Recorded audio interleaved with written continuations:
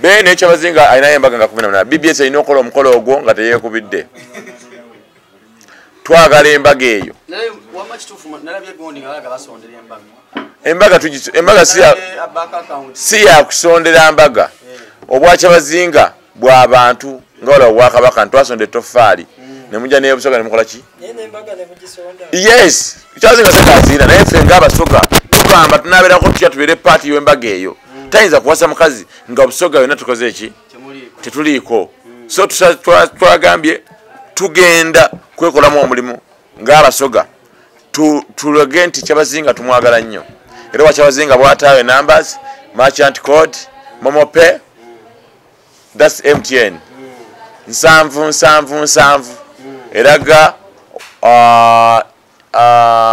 kyabazinga obusoga ng'otaaka kusentedo ine bantu agenda okutuuka ng'embaga agenda kuba yabyafaayo twagala n'ebintu ebikalu ente embuzi enkoko olina omuceere eŋŋano kubanga abasoga mwidibulimi kya chapati so twagala abagenyi bagenda okujja bajja kuba bangi twagala ebintu emu bireete merchant code ya Airtel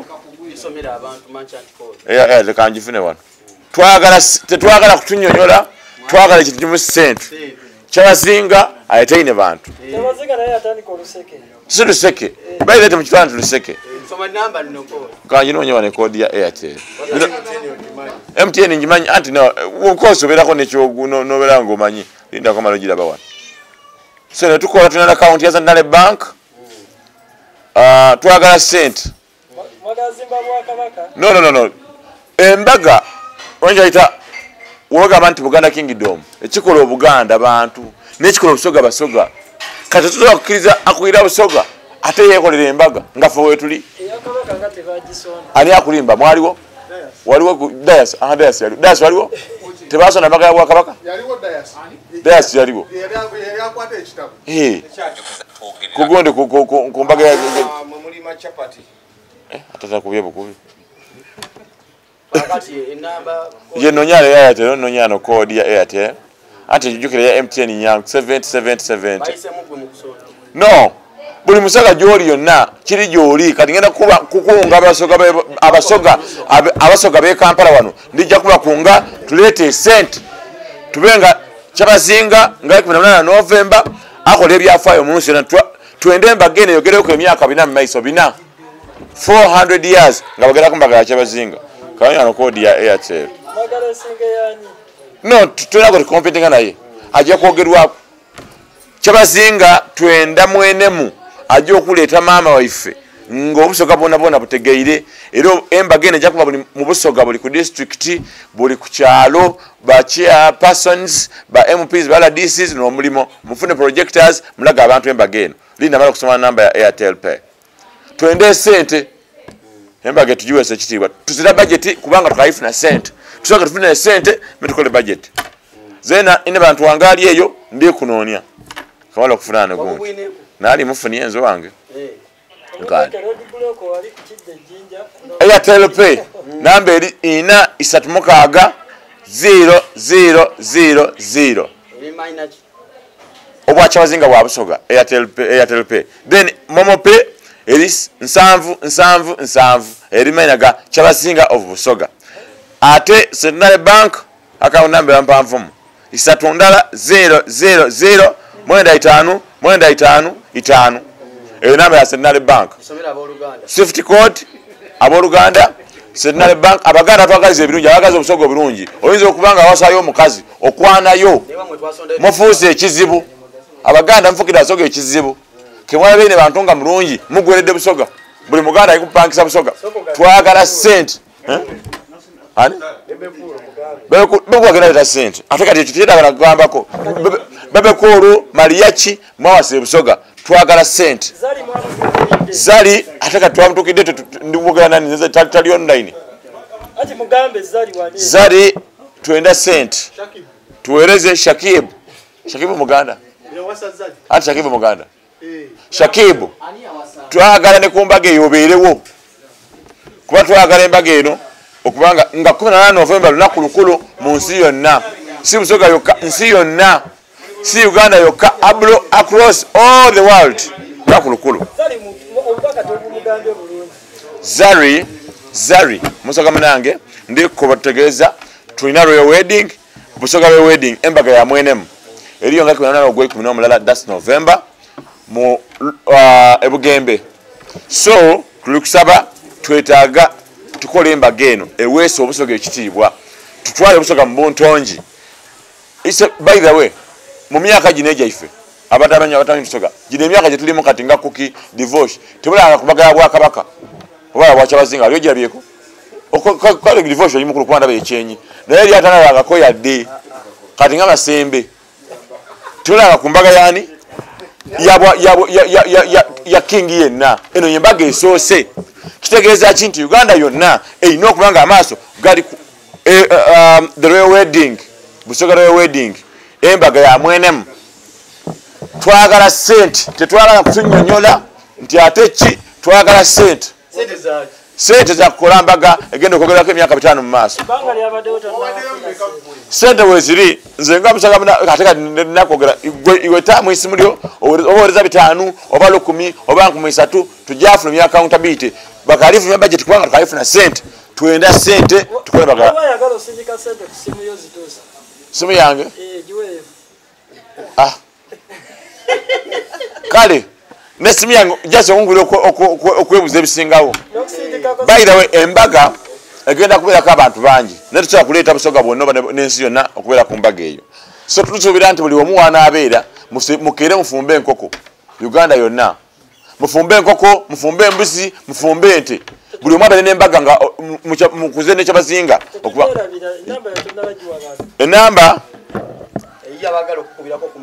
okumanya ebisingawo it is okay 0705 5 75 31 etamanya kuba gweza WhatsApp oba okubeko ojja kulaba doozi lyange nze buli namba njikwata sina bamanja obyo mmera n'ebisubi bya medwenti bakuleega ate n'ofuuka ekizibu ndabyo kweri kwa terope mukubeko mwogereko nange naye ng'embaga divorce twagala sente tetwagala kutunyonyola twagala embaga ya Kyabazinga Obusoga the wedding eyogerweko emyaka 10 mu maaso ate tunamanya kubanga tunakola accountability tulina okusoka tusoloze tuketwa accountability Sajala properties ne wana omukulu kansa ngambye agenda kuweereza yadde agala kutuwataka ne muka Kyazinga yeeta agataka yada agatuwataka nemugamba Kyabazinga yettaka so wekwate ettaka lyadogendo tuwa funa aligula era senchali yasazeewo agenda kutuwayo sente sente kutunda ttaka eryo wedde sente aziina so abantu mujje mu senchali agenda tuwa sente ku embaga ya mwenemu Senchali properties tubebaza mwewaine mwebalala abantu of course wedding nga bwokimanyi egenda kuba wedding. This is one in a million.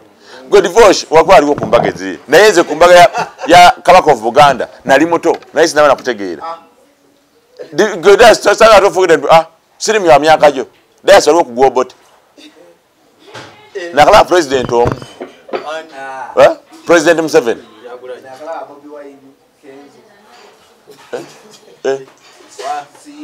wakala Bobi Wine president Kenzo ne Cindy nembaga zaabwe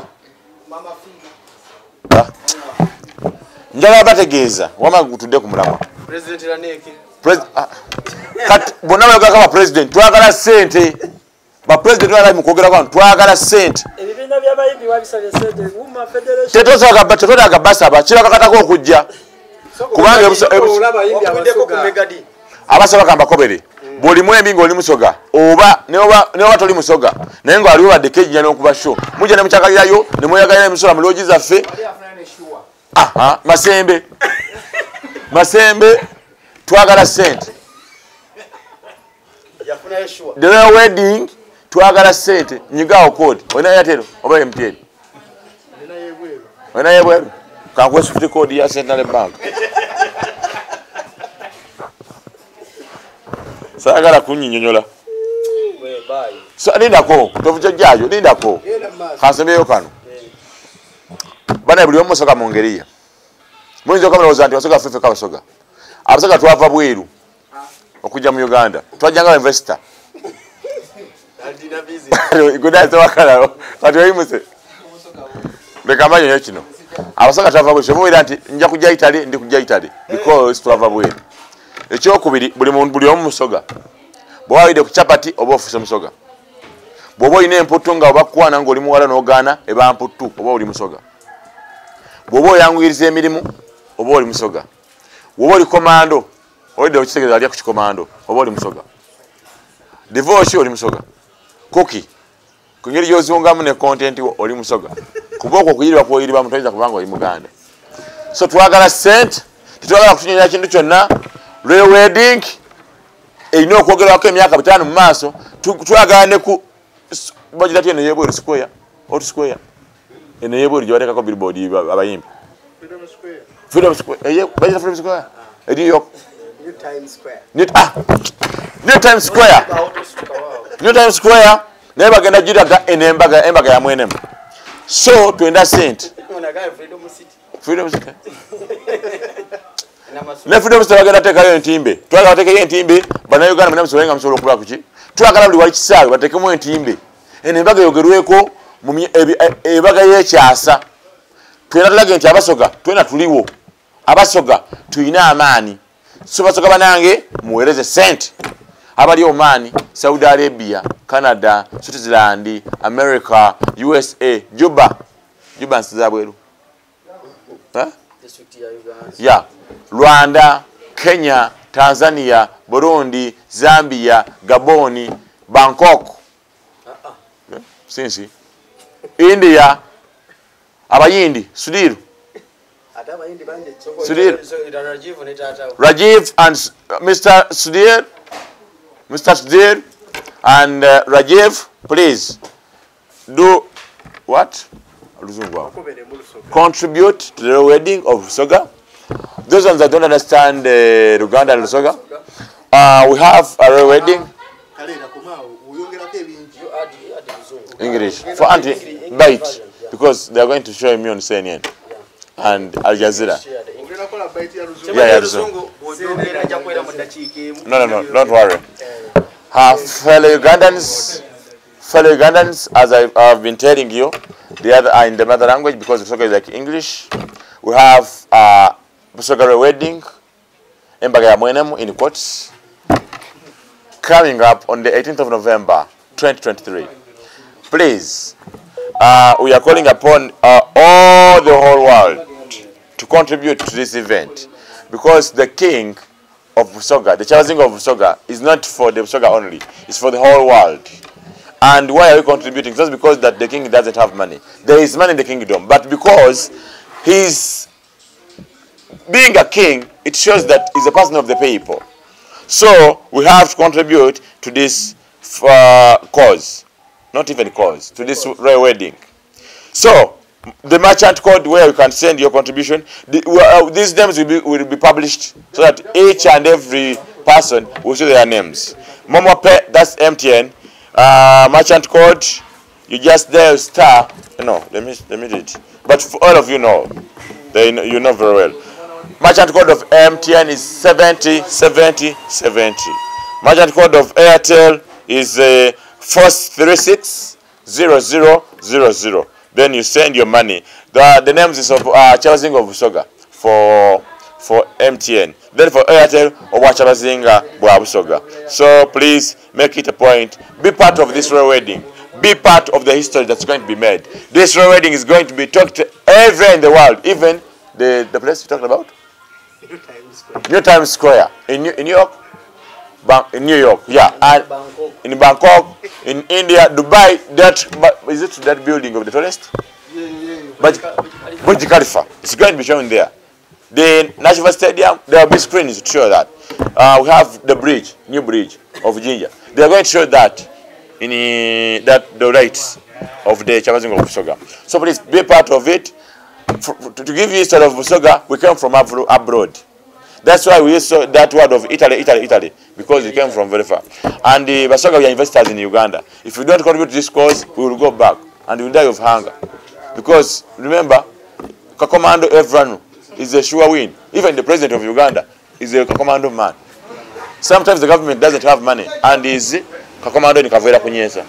Ask Spice Diana. Spice Diana, Lady Paso, Stiza Bafana, Bebe Cool, Chameleon, Queen Shiba, Cindy, King Shiba, Omukunja Kasera, every musician, we want money. In the quotes, twagala cent. So,